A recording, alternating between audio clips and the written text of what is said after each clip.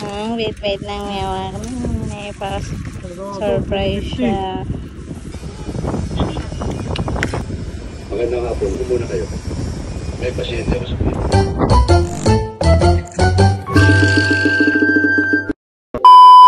Hello everyone, Assalamualaikum. For today's video nga ay kakarating lang ng aking meow dahil maaga nga siyang namili ng aming uulamin for today. Dahil 2 araw nga na naman kaming walang pasok, ayan na nga siya ang kota sa pagluluto ngayon. Siya talaga yung mahilig gumawa ng mga gawaing bahay lalo na pag walang pasok. At ayan na nga kakarating lang niya, tinasikaso niya agad yung aming uulamin. Dahil nga ilang araw na nga ako nagsasabi sa kanya na gusto ko ng tortang talong. At ayan na nga yung gagawin niyang ulam. Nagtira nga siya ng konting lamas lang para ngayon yung lalagyan namin ng toyo na sausawan. At ako muna ang kanyang taga-video at ayan na nga, tinahabol-habol ko pa nga bawat galaw niya dahil ayaw niya nga binibidyo sa mga trabaho niya. At sabi ko nga sa kanya, ipa-video ka na dahil nga wala akong mayo content. Alam mo naman na feeling vlogger ako ngayon at ayan nga, pumayag nga siya pero naiinis siya bawat galaw niya kasi sinasabi ko, ay wait lang, pa-video ako at ayan na nga. At nailagay na nga niya yung totang talong at ayan na nga, luto na rin. Dahil habol-habol nga ako dyan ng video, walang matinong makuhang video. Buti na lang ay alert ako sa kanyang mga ginagawa at nabibidyoan ko agad.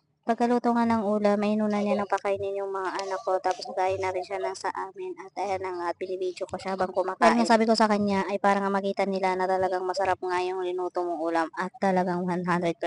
Napapa-analyze talaga ako pag nagluto talaga to ng ulam. Napapalaki talaga yung kain ko dahil ang sarap niya magluto at yun lang. Thank you for watching.